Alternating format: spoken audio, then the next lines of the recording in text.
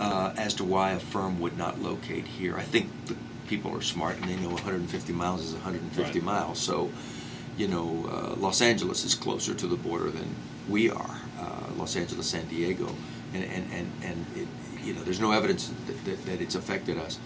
And the mayor's also right that at least for the moment, we're seeing an outmigration of talented brain power, which is Mexico's great loss, and capital, which is Mexico's great loss.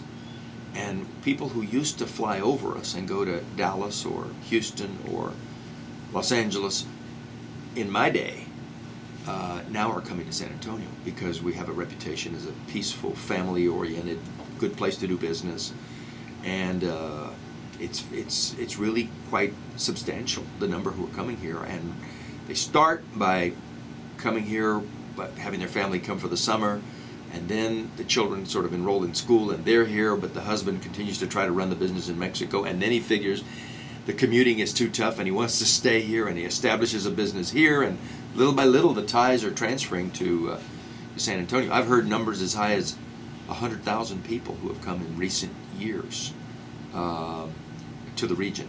Mayor Cockrell, you agree with that? Yes, and you know, one of the things about San Antonio that I have always enjoyed myself, and that I think is part of our persona as a city outside of our boundaries, is the fact that we are a multicultural city, and we celebrate our multiculturalism. And I think the fact that we are recognized in that viewpoint really would negate against any worry about a lot of change due to the violence in Mexico. I grieve, though, about the violence in Mexico, because when I was mayor, we didn't see this kind of violence, and we were able to have sister city visits. We were able to have delegations coming up. We were able to go there and feel comfortable in being able to travel. So many of our citizens who are Hispanic have families from Mexico, and that was their origin. And I think it's part of the culture that many of our citizens have inherited, and I think it's just so sad and tragic, you know, that those ties are now all threatened with the violence that has taken over Mexico. It's our All Mayors Gang of Four today on KTSA. Former Mayor Lila Cockrell, former Mayor Henry Cisneros, the current mayor, and he's trying to remain current mayor this spring, Julian Castro. We're back with the mayors on Gang of Four. It's 10:25. Elizabeth Ruiz in the newsroom.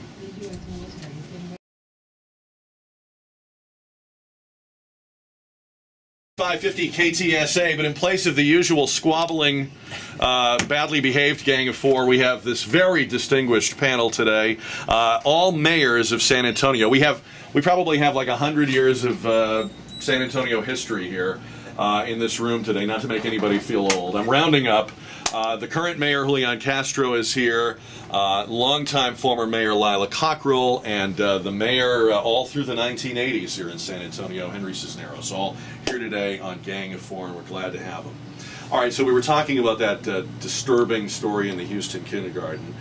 Mayor Castro, you are becoming known as the education mayor. You're very, very focused. So focused, you're even stepping into political arenas and fights, such as the SAISD board elections that some say you should or should not be in. But here's what I want to ask you.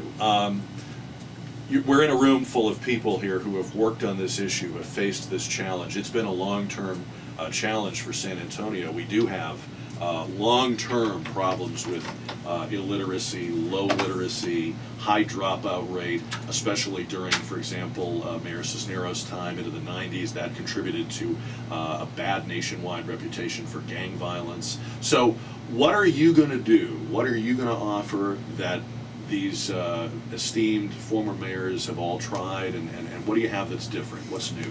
Well, I mean, I think it's more building on what has been done by both Mayor Cockrell, Mayor Cisneros, and several other mayors along the way. I'll give you a great example of that. You know, the city, since about 1988 or 1989, has already had the Education Partnership, which offers thousands and thousands of scholarships every year to something like 19 or 20 high schools and many students to go to a local college or university. The After School Challenge program is another example of that I believe came about during the early 1990s.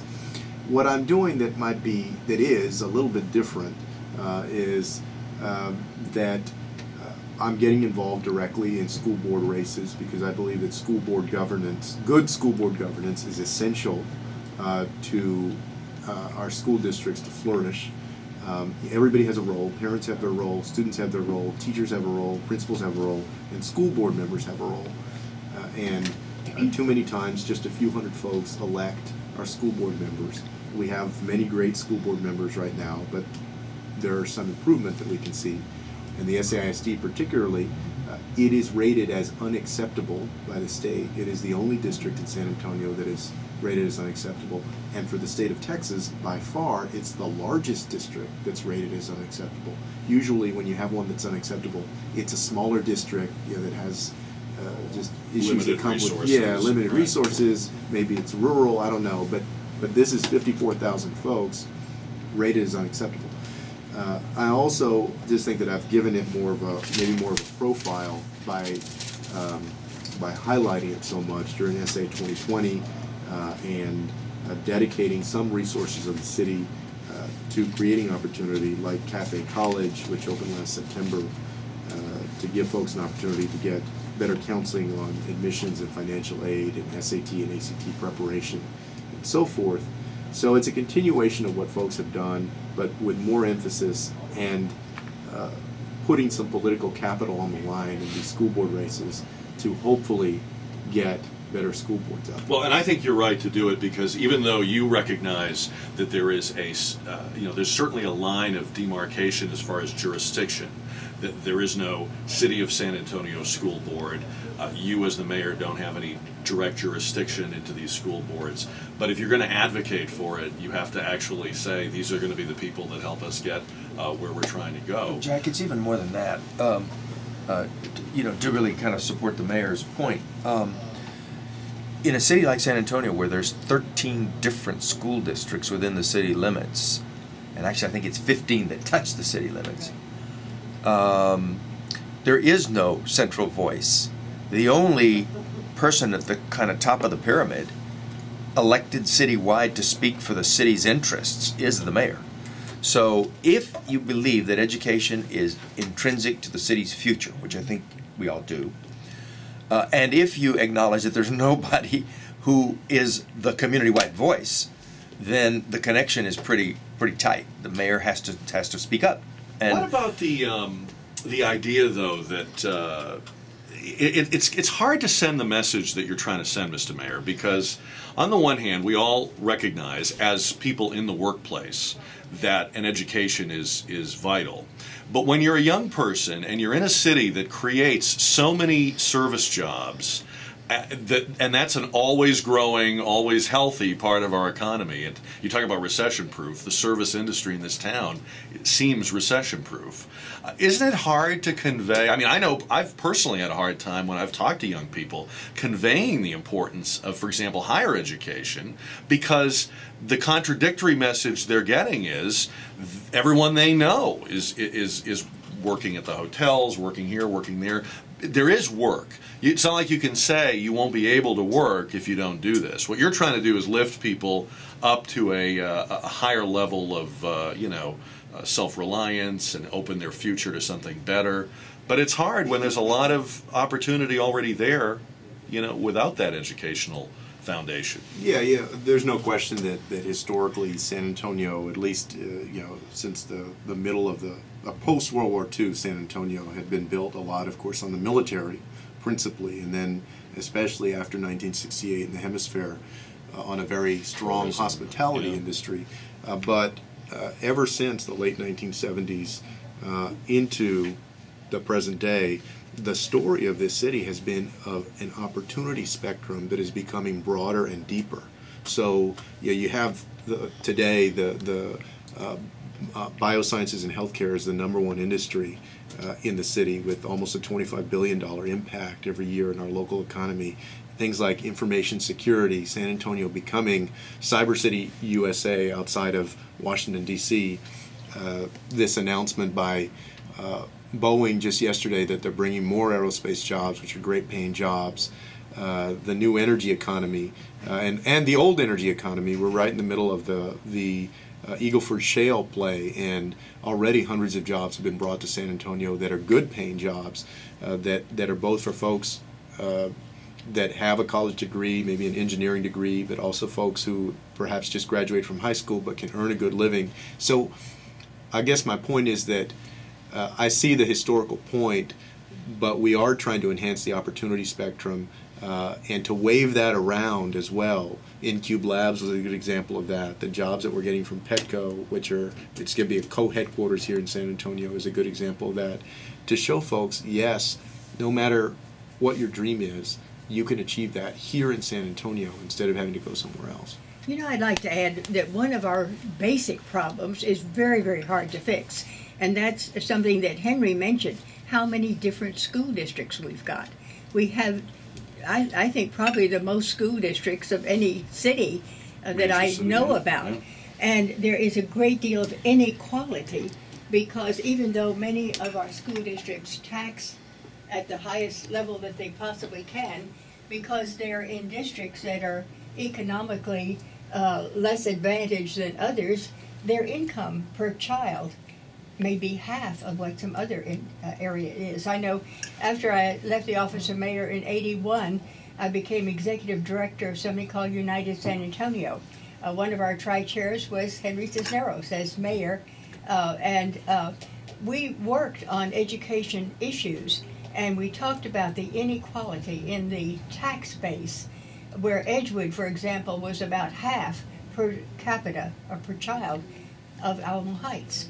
And when you have those deep inequalities among the basic funding level at the local level, it's very hard to make up the difference in any state help or funding. You're all kind of touching on it. Would any of you come out and say we would be better off with a consolidated school district, one citywide school district? I don't think that that's going to happen. I think it's kind of a moot point, and I don't think that bigness necessarily produces better results.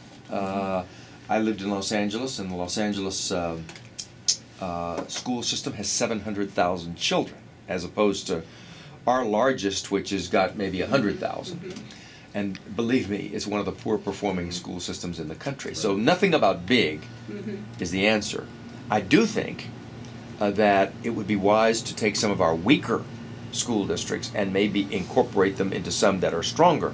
This sounds like heresy, and you know, if I were running for office, I wouldn't go there. But so now we know you're not running for office. Yeah, absolutely. That's yeah. But for example, Edgewood could be merged into North Side. They abut each other, and Edgewood would be a lot stronger in the process. Now that's a hard thing to make happen because you got school boards that are duly elected and neighborhood traditions, and then we have a whole host of school districts on the South Side, Harlandale, South San, that conceivably could come together.